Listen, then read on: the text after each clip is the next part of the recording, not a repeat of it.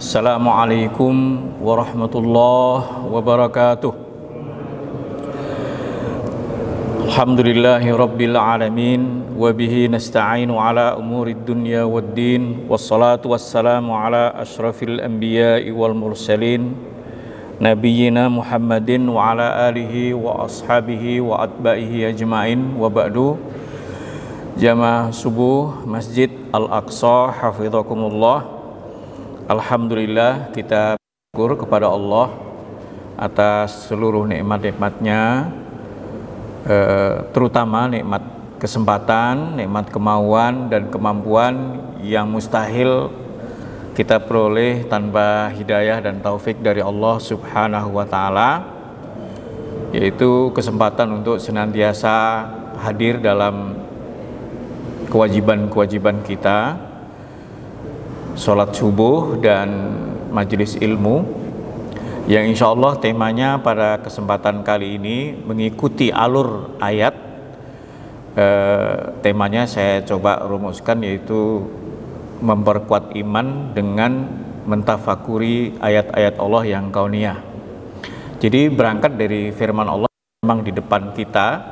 Allah Subhanahu wa Ta'ala berfirman, a'udzubillahi minasyaitonirrajim, wa ilahukum ilahu wahid la ilaha illa huwar rahmanur rahim.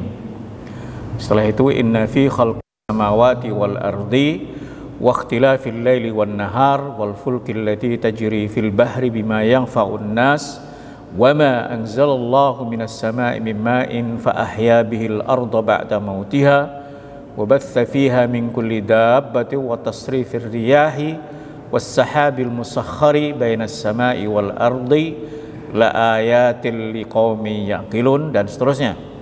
Jadi ayat ini kalau kita baca sampai kurang lebih 4 atau 5 ayat.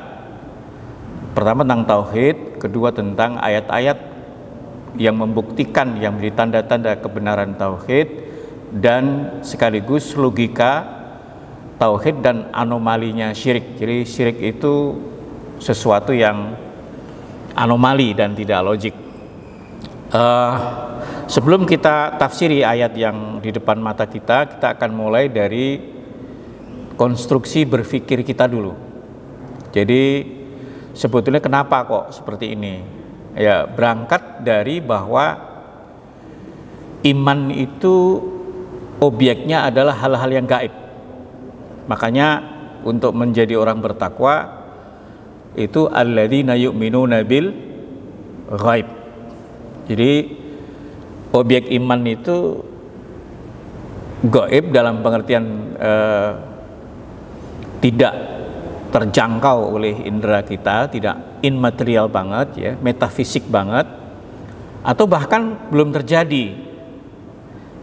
Objek-objek iman itu bahkan belum terjadi, sehingga istilahnya tidak salah, objek iman itu kadang-kadang tuh fiksi, bukan fiktif, tapi apa? Fiksi. Jadi sesuatu yang sudah ada visionnya tapi belum terjadi, udah ada visionnya tapi belum terjadi. Ya, iman kepada Allah gaib, malaikat gaib, kitab walaupun teksnya tertulis menjadi suhuf tapi sebagai sebuah wahyu, sebagai sebuah kejadian juga gaib. Rasul juga walaupun kita kenal Rasul bahkan secara fisik umatnya melihat, tetapi bahwa dia menjadi Rasul juga tidak ada SK-nya, tidak ada pelantikannya, tetap gaib juga. Apalagi dengan hari akhir, memang itu fiksi, belum terjadi tapi kita yakin gitu ya. Dan apalagi Al-Qadar itu super gaib banget, itu takdir itu, karena itu Allah sendiri gaib. Tapi ini adalah tentang Allah, tentang kehendak Allah, ilmu Allah, catatan Allah, kekuasaan Allah, ya, super gaib takdir itu. Jadi memang akhirnya kita harus berhenti kalau sudah bicara tentang takdir, kita hanya modal keyakinan. Jamaah rahimakumullah, maka dari itu kita hanya bisa menemukan iman itu lewat ayat-ayat, tanda-tanda. Tanda-tanda, belum saya pada tingkat bukti empiris, tapi tanda-tanda kebenaran iman. Disitulah maka kita mengenal terminologi ayat. Nah, ayat itu ada 3. Ayat yang pertama adalah ayat qauliyah. Ini sifatnya elementer, basic, dan primer. Jadi kita tidak akan pernah ada iman kalau nggak ada wahyu. Ayat qauliyah. Dan ini basicnya. Di sini startupnya, di sini adalah fondasinya. Fondasinya harus kokoh dia. Jadi jangan salah kalau ada orang yang salah sangkain Nabi Ibrahim itu mencari Tuhan lewat tafakur alam dan ketemu. Enggak. Sebetulnya itu hanya alat bantu aja. Karena dalam di surat Al-An'am itu ya, ketika Nabi Ibrahim menemukan Allah itu Nabi Ibrahim mengatakan fa illam yahdini rabbi la akunanna minadh dhalin. Kalau aku enggak dapat hidayah dari Allah, maka aku akan tersesat. Jadi bukan karena kecerdasan terus menemukan Allah, enggak. Tetapi kecerdasan Nabi Ibrahim itu menuntun kepada acceptability, kepada hidayah. Kecerdasan Ibrahim itu membuat al-aqlul mutafattih, otaknya terbuka. Kecerdasannya terbuka untuk menerima wahyu dari Allah Subhanahu wa taala.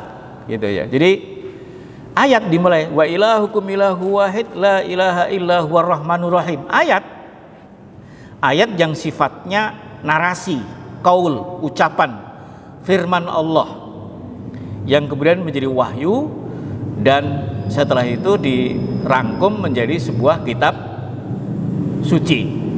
Itu awalnya iman itu. Ayat yang pertama ini namanya ayat yakfuruna bi ayatillah, itu artinya kufur kepada ayat-ayat yang sifatnya qauliyah, Al-Quran. Maka dari itu dalam hal ini Allah nggak mau ini sedikit pun tergores, tersedikit pun tidak utuh, apalagi retak, tidak boleh. Maka dari itu ada proses penurunannya itu dijaga ketat oleh Allah Subhanahu wa taala. Jadi penerima wahyu itu manusia sempurna. Penerima wahyu itu pasti manusia sempurna dari sisi karakter.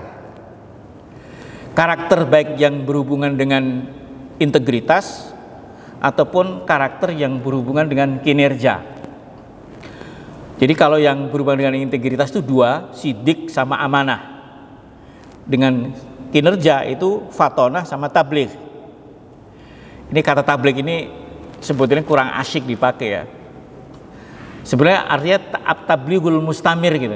Jadi Rasulullah itu kejujurannya 100%. Kecerdasannya juga 100% untuk hal-hal yang waktu itu dihadapi. Nggak ada ceritanya beliau atau para rasul kok galau, nggak punya solusi, jutek, judek untuk hal-hal yang sifatnya cerdas. Dia bukan orang bodoh, orang lugu gitu. Nah, itu untuk integritas. Kalau integritas itu jujur sama amanah. Jadi nggak ada ceritanya kok Rasul kok bohong, Rasul kok khianat, nggak ada. Maka sifat wajib Rasul menurut mazhab Asy'ariyah itu 4. Yang 2 itu kinerja. Kinerja itu apa? Cerdas dan at-tablighul mustamir sebetulnya. Rasulullah itu memiliki komitmen dan konsistensi yang total. Jadi nggak ada kok ceritanya kok mantan Rasul kecapean, nggak kuat lagi, minta resign atau dipecat gara-gara kerjanya nggak bagus, nggak ada ceritanya. Dulu dia seorang nabi loh, sekarang jadi residivis, itu nabi palsu pasti. Kan dulu Musaddiq tuh mantan nabi. Jadi ketahuan. Makanya sifat wajib itu memproteksi kemungkinan adanya nabi palsu, gampang sekali. Karena kejujurannya mutlak enggak? As-sidqul mutlak. Kalau kita memakai bukunya Sulaiman Al-Ashqar itu as-sidqul mutlak ya. Itu pakai kata mutlak dan at-tablighul mustamir. Jadi enggak ada ceritanya Rasulullah kok ngomong A prakteknya B. Komitmennya 100%. Kalau ideolog yang lain ya Pemimpin yang lain kan kadang-kadang malah kontras. Ngomongnya kemana, prakteknya kemana. Orang besar banyak, tetapi yang dipandang dari 8 sudut tembus pandang kayak rumah kaca ya cuman para rasul. Kalau yang lain kan selalu ada another side of the moon, ada selalu sisi gelap yang nggak pernah tampil gitu. Nah itulah makanya diproteksi. Jadi Nabi itu sendiri sebenarnya mukjizat, karena manusia sempurna, manusia tapi sempurna tapi tetap manusia. Tapi itu pun Allah masih membackup lagi dengan backup mukjizat. Dan Allah juga tidak pernah menyebut Al-Quran, tidak pernah menyebutkan kata-kata mukjizat dalam Al-Quran, tapi Allah menyebutkan ayat. Hadhihi naqatullahi lakum ayah. Wahai Soleh, ini onta yang keluar dari batu buat kamu sebagai ayat. Tapi ini bukan ayat qauliyah, tapi ayat i'jaziyah. Atau kita sebut mukjizat. Itu Allah menyebutnya ayat. Bukti bahwa ini benar-benar wahyu dan otentik. Maka seluruh nabi dikasih mukjizat. Mukjizat itu yang membuat orang diam, nggak berdaya. A'jaza yu'jizu, membuat nggak berdaya. Nggak ada kata lain kecuali ya ini pasti wahyu, nggak mungkin tidak gitu. Nah, mukjizat macam-macam. Nah, jamaah rahimakumullah. Nah, mukjizat ini adalah untuk mengcounter attack ya. Orang-orang yang meragukan kenabian seseorang yang mengaku nabi. Nah, itulah maka dari itu ayat mukjizat itu tak ada satu nabi pun kecuali dikasih mukjizat. Beda konteks, beda tantangannya, beda mengcounter attack dalam hal apa kayak gitu. Nah, jamaah rahimakumullah. Nah, ini adalah satu konsep yang seandainya orang cukup dengan ayat qauliyah beriman juga gak masalah. Kayak Abu Bakar As-Siddiq radhiyallahu anhu dan para sahabat sabiqunal awwalun itu rata-rata dengan melihat Nabi Muhammad aja sudah cukup percaya. Saya percaya dengan Muhammad kok. Muhammad gak pernah bohong dalam urusan kecil. Masa tiba-tiba sekali-kalinya bohong dalam urusan besar. Itu namanya dalam ilmunya Imam Ghazali namanya ilmul yakin. Ilmul yakin. Jadi sekedar knowledge, sekedar tahu, dia langsung yakin. Karena apa? Percaya dengan yang ngasih tahu gitu doang.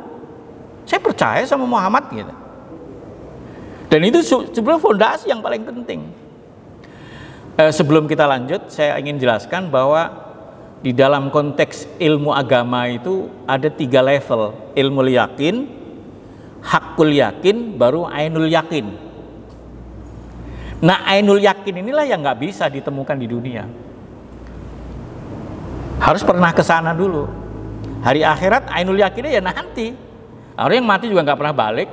Kalaupun balik bisa cerita mati suri juga ceritanya nggak pakai bukti-bukti yang cukup. Mau bilang apa? Gitu loh. Sebagai mempermudah pemahaman ilmu yakin, hakul yakin, gini aja deh. Tiba-tiba saya di sini bicara. Di halaman rumah saya ada 2 pohon duku, 2 pohon rambutan, sama 2 pohon mangga. Ini qauliyah.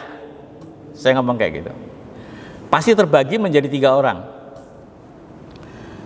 Ya. Yang baru kenal saya, emang siapa dia itu kok bicara begitu? Tapi kalau yang udah percaya sama saya, langsung percaya. Oh, saya mau percaya orang yang bilang orang yang saya percaya kok. Tapi ada logika. Karena wahyu itu logik. Wahyu itu bicara dengan fitrah semula jadi manusia. Maka bisa didiskusikan. Didiskusikannya begini. Emang halaman rumah Pak Habib itu berapa sih lebarnya? Ini 20 meter, nggak logik, maksud 20 meter bisa ada gitu. Oh enggak kok, orang halamannya luas, baru logik gitu. Logik. Tetapi akan jadinya ainul yakin kalau udah pernah ke rumah saya. Sudah saya bicaranya benar, masuk akal, dan punya bukti. Ainul yakin ini terakhir, kita nggak bisa. Kalau untuk hal-hal iman itu hanya sebatas hakul ya yakin, nggak bisa sampai ainul yakin, kecuali Rasulullah ainul yakin karena pernah sampai ke Sidratul Muntaha. Dalam beberapa hal sudah hakul yakin, ainul yakin, termasuk di sini. Kalau untuk Pak Rudi, Pak Kasturin, Pak Sopyan, Pak Yuda, ya udah ainul yakin gitu. Tanya aja sama dia gitu.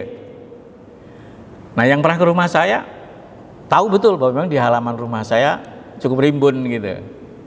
Ya Pak Rudi ya. Nah, itu ainul yakin. Ente tanya aja Pak Rudi, oh saya udah ke sana kok gitu. Cuman akhirat kan nggak ada yang bilang saya udah pernah ke sana. Nah, disitulah kita butuh pendalaman hal-hal yang sifatnya logik. Nah, untuk hal itu Allah kasih paparan-paparan yang luar biasa, dan Allah sangat bijaksana. Mukjizat Allah sediakan pun, mukjizat itu dibagi menjadi dua. Mukjizat yang bisa diurai dengan fakta-fakta ilmiah, tapi mukjizat juga. Ada yang memang sesuatu terjadi di luar jangkauan logika dan hal-hal yang sifatnya hukum-hukum empiris. Itu bahkan dibrandingkan oleh Allah di sama-sama mukjizat waktu itu. Tapi ada yang katakanlah 5 milenium yang lalu mukjizat, sekarang udah nggak mukjizat ada. Banyak gini. Nabi Uzair itu mukjizat, mengalami mukjizat yang memang mukjizat itu kelar begitu aja. Setelah itu ya nggak ada lagi cerita. Karena mukjizat Nabi Uzair itu ditopang atau dibasikin oleh innallaha ala kulli syai'in qadir. A'lamu anallaha ala kulli syai'in qadir. Kenapa? Nabi Uzair itu mati 100 tahun. Ketika mati umurnya 40 tahun. Ketika dibangkitkan 140 tahun. Cucunya aja sudah meninggal. Ketika dibangkitkan cucunya saja sudah meninggal, apalagi anaknya. Satu-satunya yang masih hidup seorang wanita yang dulu budaknya masih belasan tahun dan dikasih Allah umur panjang. Jadi ketika mati katakanlah 15 tahun, ketika Nabi Uzair bangkit lagi, dia 115. Nabi Uzair dikasih mujizat sama Allah yang membuat ya udahlah kalau gini mah a'lamu anallaha ala kulli syai'in qadir. Apa? Setelah dibangkitkan 100 tahun, makanannya belum basi.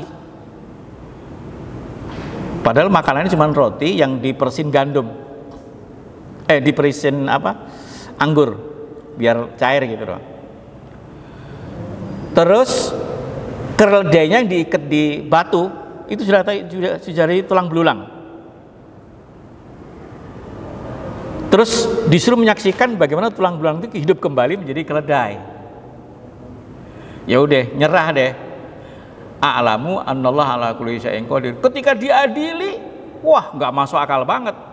Mirip dengan peradilan Mi'raj. Nggak ada yang kenal Uzair gitu. Nggak ada yang kenal. Kecuali yang budaknya tadi Pak buta, tapi dia apa dengan suaranya? Kalau kau memang nabi pasti membuat saya bisa melek lagi. Ya udah, mukjizatnya itu satu-satunya yang bisa disaksikan. Dilus melek.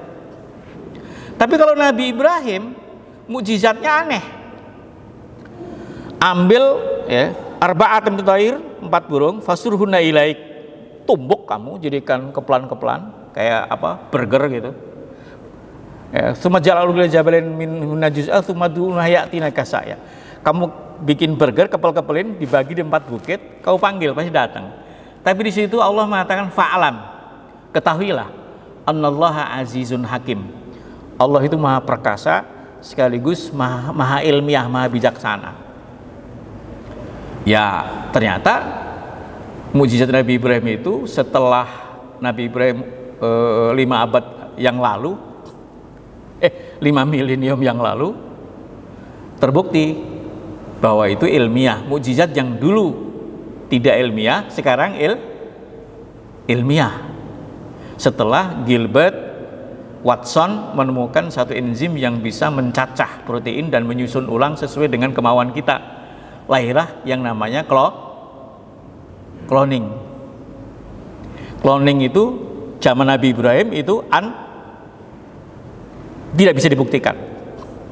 Sekarang bisa, walaupun cloning itu tetap jauh lebih mahal, impossible untuk kita lakukan sebagai basic industri. Orang bisa aja merubah rumput jadi susu dengan lab, ratusan kali reaksi kimia, berapa kali, bisa, secara teori bisa. Tapi lebih mudah, lebih murah, lebih efisien, efektif dikasih makan ke kambing atau unta atau sapi. Cloning kambing juga bisa, memang terbukti bisa. Tapi harga kambing hasil cloning itu bisa belasan miliar satu ekor. Artinya bahwa wa'lam anallah azizun hakim, di Singapura itu sudah ada restoran ayam hasil cloning, tapi hanya cloning paha, cloning dada gitu, ada, tapi mahal dan pakai ID card, pakai membership yang bisa masuk ke restoran itu. Contoh-contoh kayak gitu. Jadi ada yang dulu mukjizat, sekarang tetap mukjizat, tapi mukjizat yang reasonable, yang bisa di riset. Nah, jamaah rahimakumullah, tapi intinya adalah Allah tidak ingin bahwa wahyu itu ada peluang orang itu ragu. Haruslah raiba fi. De facto haruslah la raiba fi. Nah, bagi orang-orang kesini, kebijakan Allah Subhanahu wa Ta'ala ada yang namanya ayat kauniyah. Ayat kauniyah yang sifatnya adalah untuk membangun logika kebenaran Al-Quran dan As-Sunnah. Ada fakta-fakta empiris ayat kauniyah untuk membuktikan. Yang satu membangun logika, yang satu untuk membuktikan kebenaran wahyu. Nah, itu ayat kauniyah. Nah, disinilah kemudian ayat kauniyah yang akan kita baca di sini tentang bahwa Allah Maha Esa dan Tuhan itu hanya yang satu. Itu logikanya adalah inna fi khalqis samawati wal ard. Ingat ya, fi khalqis samawati wal ard, dalam penciptaan. Jadi yang tidak bisa ditawar oleh kecerdasan apapun adalah bahwa fakta bahwa ini diciptakan di makhluk. Itu ada dalam fitrah manusia. Itu ada dalam fitrah manusia, menyatu. Pokoknya gini, fitrah itu gampangnya gini. Pagi-pagi ente bangun, buka pintu, ya. Cuman masalahnya ngeh atau tidak. Tapi untuk menunggu yang ngeh harus ada yang spektakuler. Tiba-tiba ada mobil Lamborghini. Tiba-tiba, ya kalau lalat udah biasa. Tapi sebenarnya lalat juga memicu berpikir. Tapi begitu ente lihat Lamborghini, pasti ente nanya, ini punya siapa? Ini bikinan mana gitu. Pasti.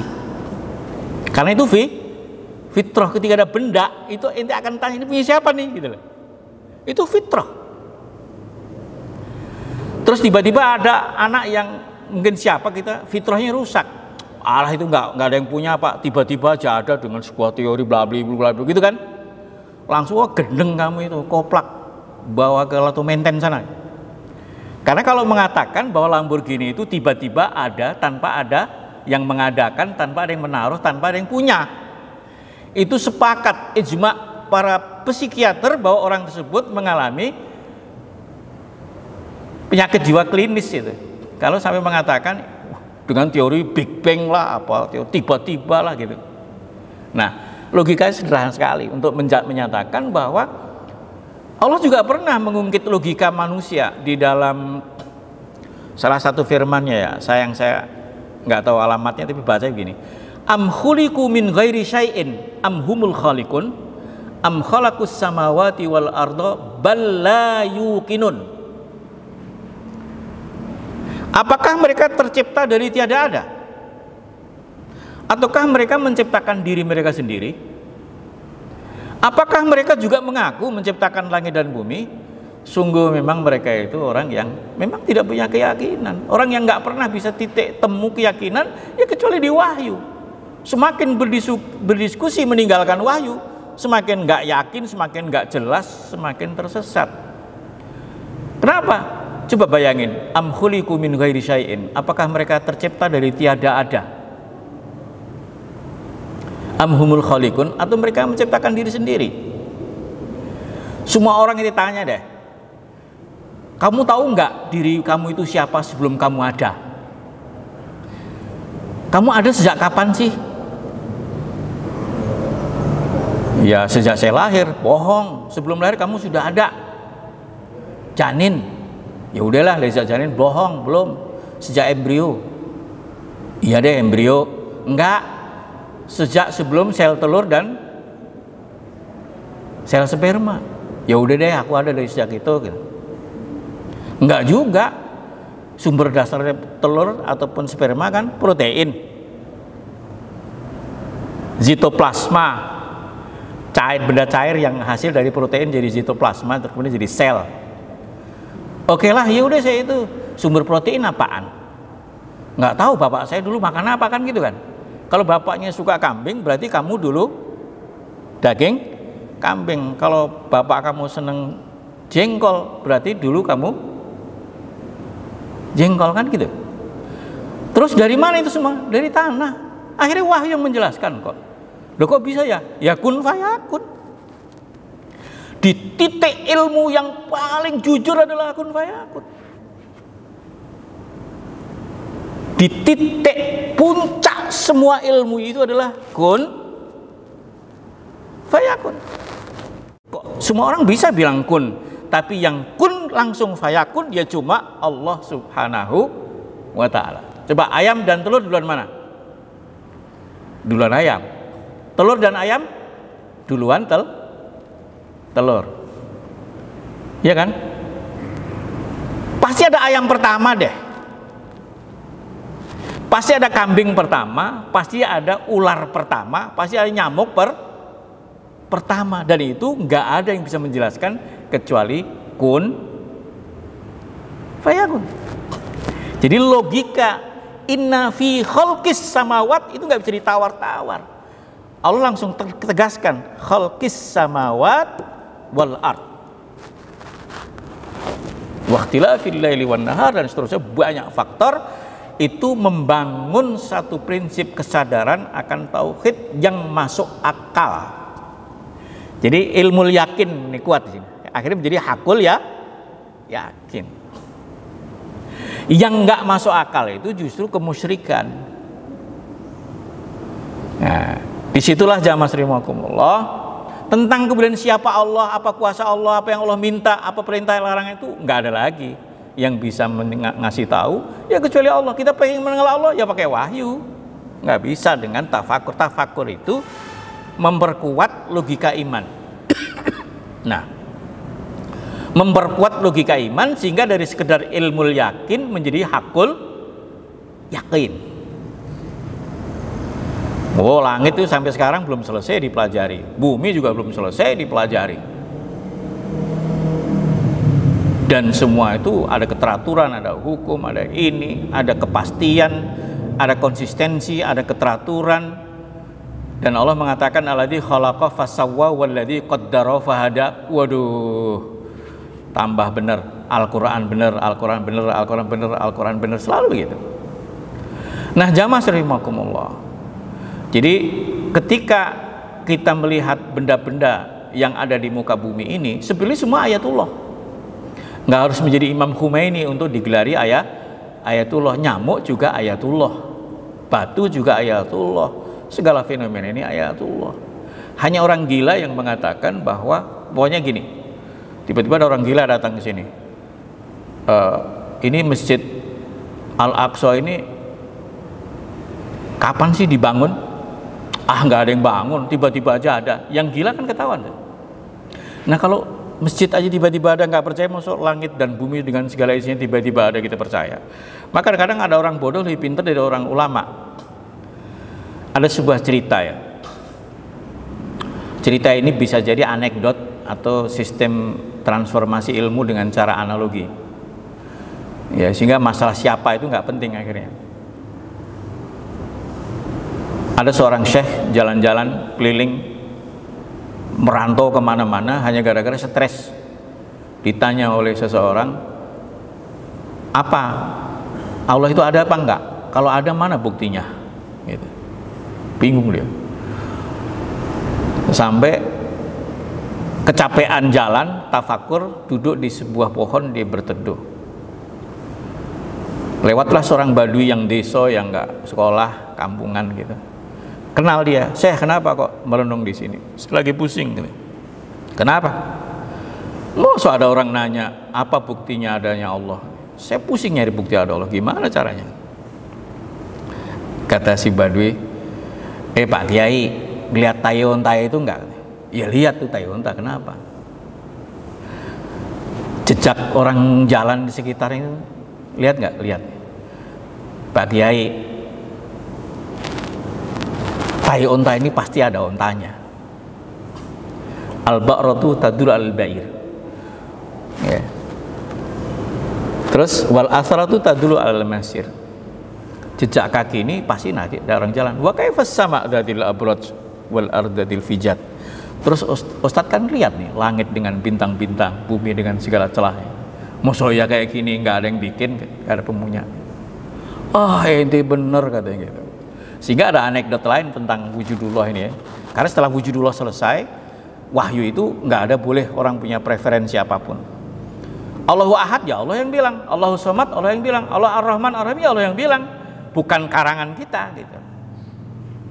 Tapi Allah ada, kelarin dulu, wahyu kelar dulu gitu. Kalau wahyu itu mutlak benar, makanya buktikan bahwa ini bukan wahyu.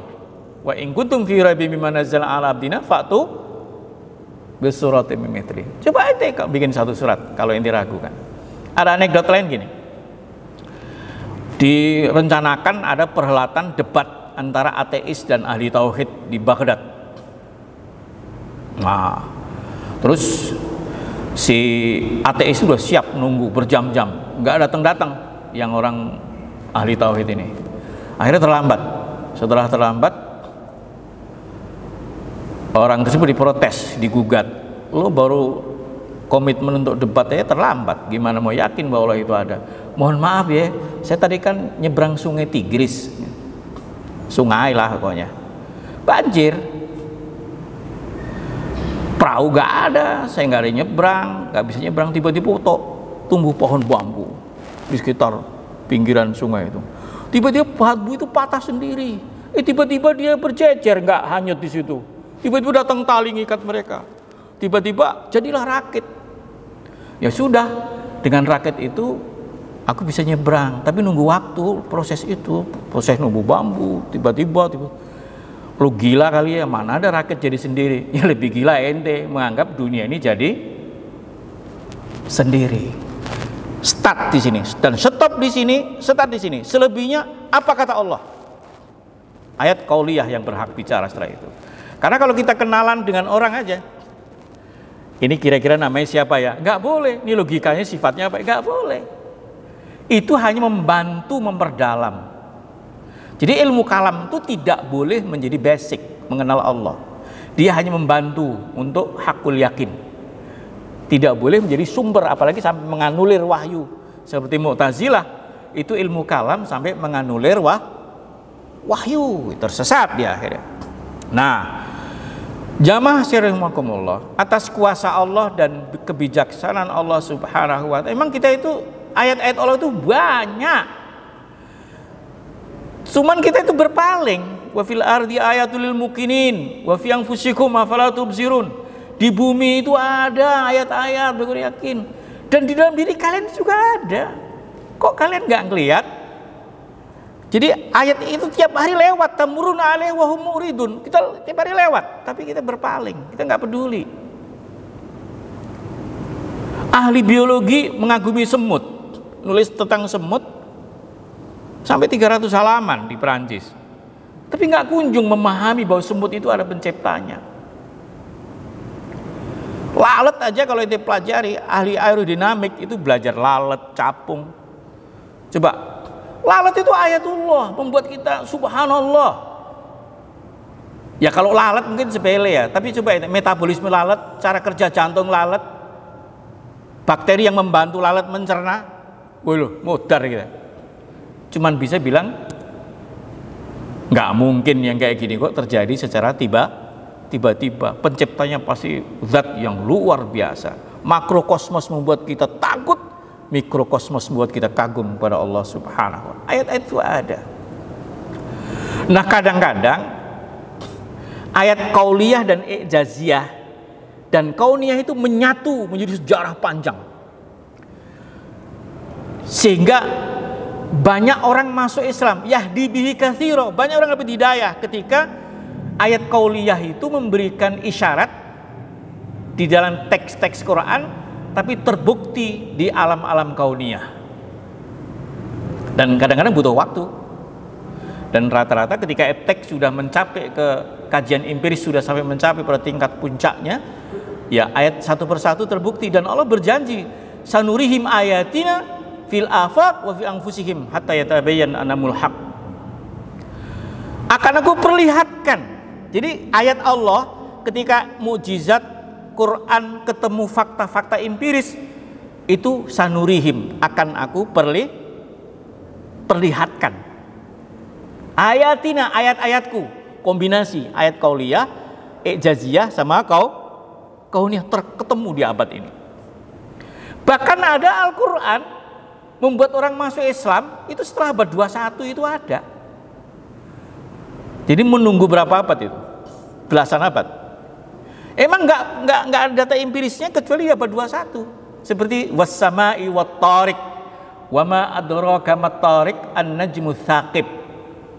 Itu di abad 21 baru ketemu. Setelah orang punya stasiun luar angkasa, setelah di sana ada yang menetap, tiba-tiba ngeliat bintang cahaya terang sekali dan mengeluarkan ketukan-ketukan kayak orang ngetuk-ketuk pintu. Ini abad 21. Al-Quran ya 15 abad yang lalu sudah berbicara was-sama, dan demi langit, wat-tariq, dan yang ngetuk-ngetuk. Toroko itu yatruku mengetuk-ketuk. Siapa yang ngetuk-ngetuk? An-najmu tsaqib, bintang yang cahaya sangat terang.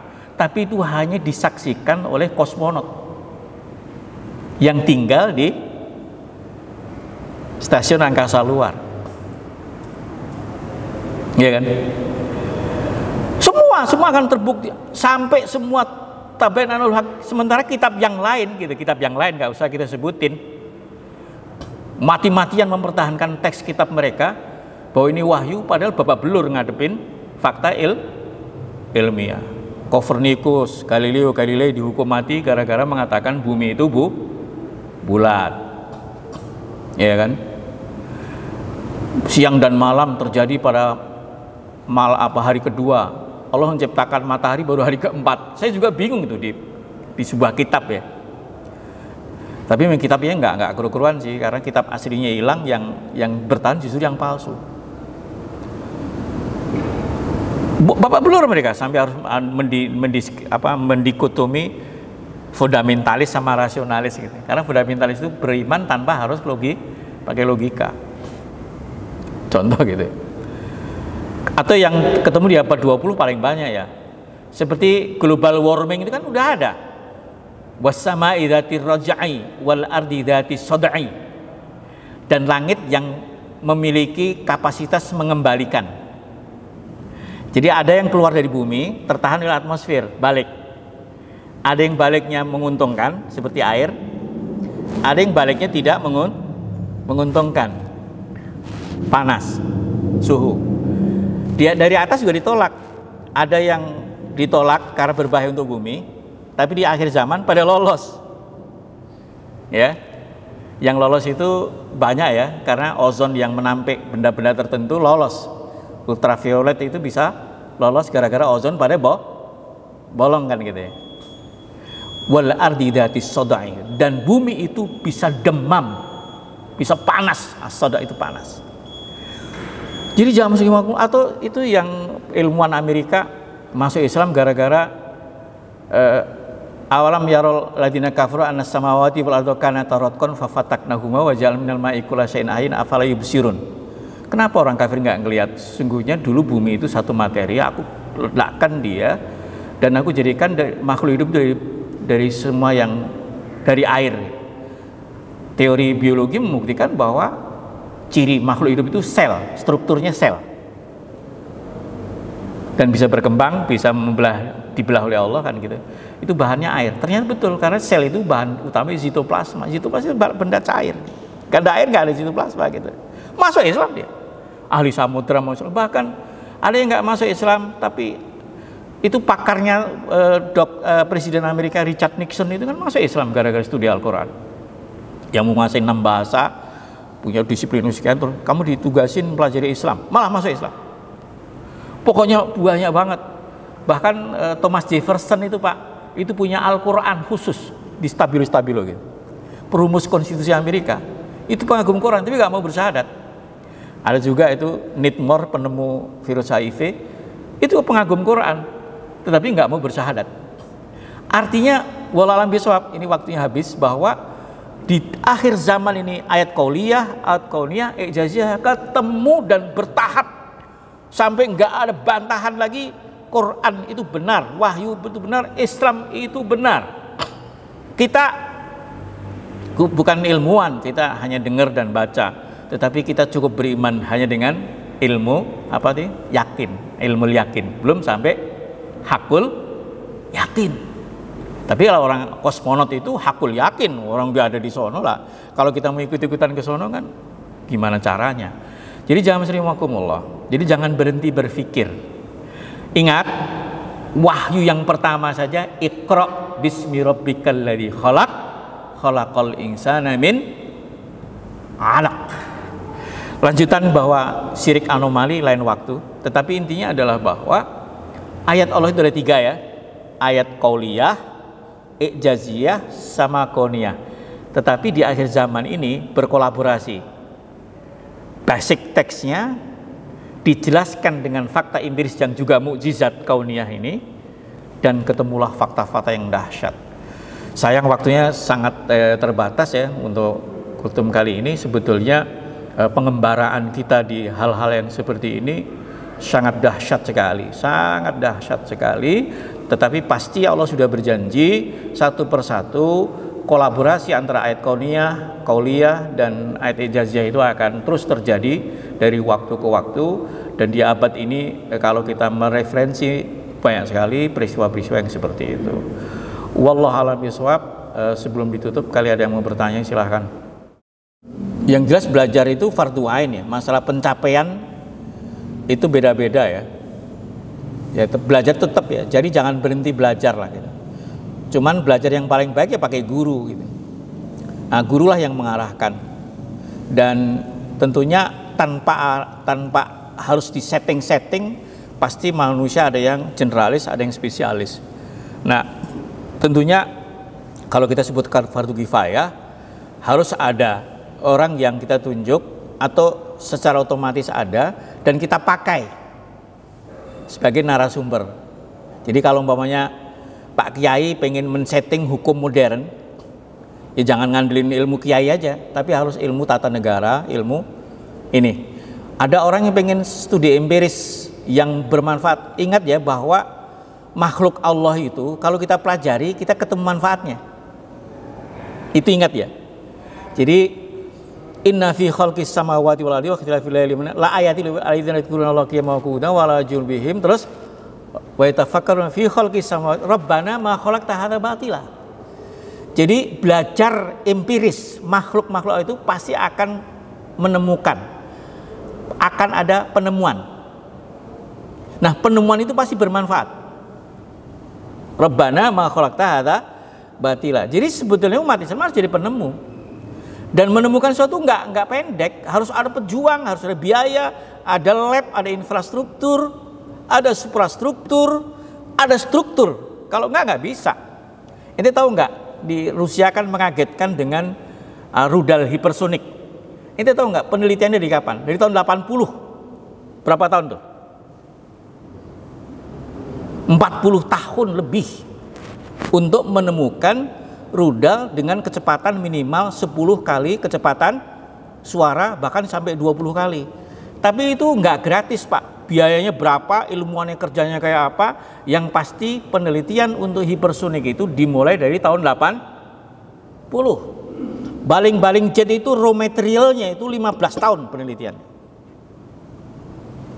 Gitu loh Pak. Jadi umat Islam harusnya begitu. Dan kapan Islam mulai nyungsep dan kalah? Ketika umat Islam nggak mau belajar iptek. Karena kekalahan, lenyapnya sistem Islam itu diakhiri dengan lenyapnya Turki Utsmani. Dimulai di abad 17, umat Islam mulai mistis saat Eropa sudah mulai memasuki abad modern. Kekalahan pertama kali gara-gara meriam tradisional kalah dengan senapan mesin. Sekarang semua orang juga tahu negara yang ditakuti yang punya bom nuklir. Ya kira-kira gitu ya Pak ya. Jadi Al-Quran itu ayat ipteknya itu 1500 ayat Pak. Sementara hukum yang ente bikin sampai pecah belah, khilafiyah, berantem itu ayatnya cuma 200 Pak. Musuh kita berkubang berantem di 200 ayat khilafiyah, melalaikan sampai 1500 ayat tentang iptek. Akhirnya kita cuma hebat sesama muslim berantemnya, keluar cemen semuanya. Wallahualam, kan begitu ya faktanya Pak ya. Kalau sesama beda mazhab itu singitnya bukan main. Wuh, selain aku salah lagunya selangit gitu. Tapi di mata musuh-musuh Islam kita tuh nothing. Ya kan? Aku tuh pernah membaca cerita Amerika sedang memperbaiki atau merenovasi stasiun luar angkasa. Pas di hari yang sama saya lagi renovasi kandang bebek Pak. Jauh kan? Amerika renovasi saya tunggu angkasa, saya lagi renovasi kandang. Ya Allah Kak, gimana mau menang umat Islam? Kita ngurusin kandang bebek aja babak belur, sono sudah ngurusi stasiun luar angkasa. Wallahu a'lam bishawab. Saya punya concern sedikit tapi juga tetap gelap ya, bahwa janji Rasulullah itu Roma itu akan menjadi kota Islam itu jelas. Rasulullah menjanjikan 2 kota yang akan menjadi kota Islam, Konstantinopel sama Roma. Roma sekarang malah justru ada Vatikan sana.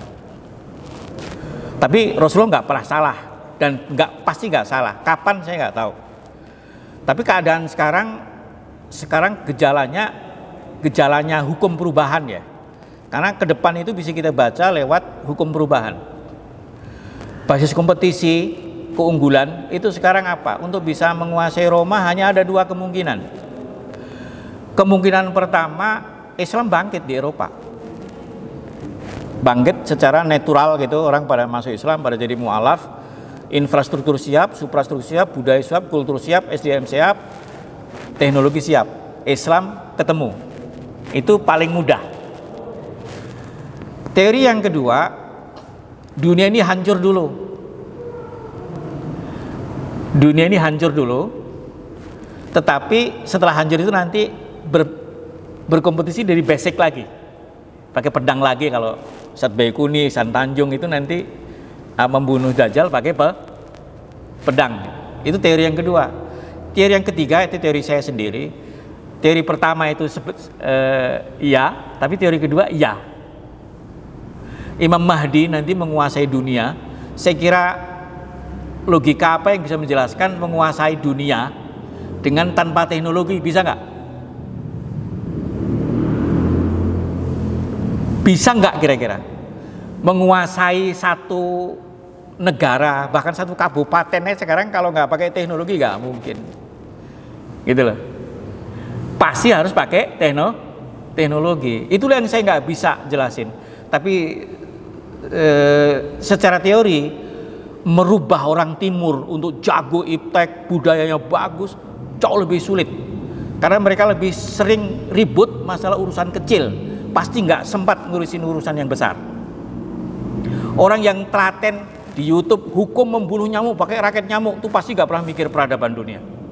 Karena kepikirannya cuman hukum yang membuat sesuatu yang tadinya halal jadi haram itu keren banget gitu. Yang kayak gitu loh Pak. Ini orang kurang kerjaan. Kalau saya bilang kurang kerjaan, tapi mereka sudah menjadi pahlawan merasanya. Jelas pahlawan yang sangat kesiangan. Ke depan teori-teori tadi bisa dikembangkan Pak. Kalau sekarang ini apa yang terjadi Rusia dan Amerika itu sebenarnya sunatut tadafu namanya. Begitu kejahatan itu keterlaluan pasti ada yang membalancing. Pasti itu Allah sendiri sudah 2 kali mengatakan falaula daf'ullahin nasa ba'dahum bi ba'din. Ada balancing. Tapi akhir dari balancing itu seperti apa? proses seperti apa yang jadi mungkin ada Great Depression, mungkin ada Perang Dunia Ketiga, atau mungkin Cold War lagi, Perang Dingin lagi, kita nggak tahu. Tapi yang jelas sekarang ini ada proses balan, karena NATO dan Amerika itu kelewatan. Arogansi sudah sangat kelewatan dan nggak ada yang kritik gitu. Nah sekarang tiba-tiba ada Vladimir Putin yang justru di Indonesia diidolakan nih sekarang ini. Termasuk saya idola dalam pengertian seandainya ada orang Islam yang setegar Vladimir, tapi juga pemimpin yang top di dunia ini, versi Islam masih ada Erdogan, versi komunisnya ada Xi Jinping, versi Rusia Pak nggak bisa diperlakukan seperti Rusia beda dengan Suriah. Irak invasi Kuwait tepuk langsung kan gitu.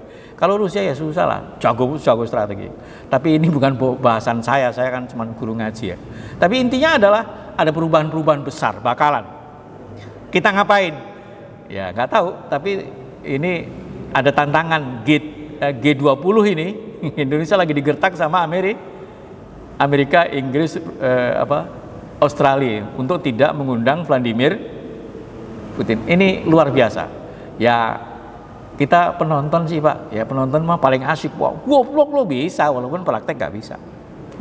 Walau alam besok Pak. Jadi semoga skenario saya yang paling akan terjadi. Sempat peradaban modern di drive Islam sebelum Imam Mahdi. Saya masih menunggu kapan Vatikan jadi negara Islam. Iya, keren kan? Dan udah mulai Pak. Uskup Agung Vatikan sendiri bilang 10 tahun Vatikan itu Kristen tinggal sejarah. Nah, udah nggak ada nanti karena animo mu'alaf besar dan orang udah meninggalkan kekristenan karena memang bertabrakan dengan logika, bertabrakan dengan fakta empiris ekonomi, nggak sanggup mereka bertahan. Gitu ya Pak ya, optimis aja Pak. Di tengah-tengah kegalauan yang luar biasa ini, kita optimis. Wallahu a'lam bishawab. Dah? Iya, kita tutup dengan doa. Subhanakallahumma bihamdika asyhadu an la ilaha illa anta astaghfiruka wa atubu ilaik. Assalamualaikum warahmatullahi wabarakatuh.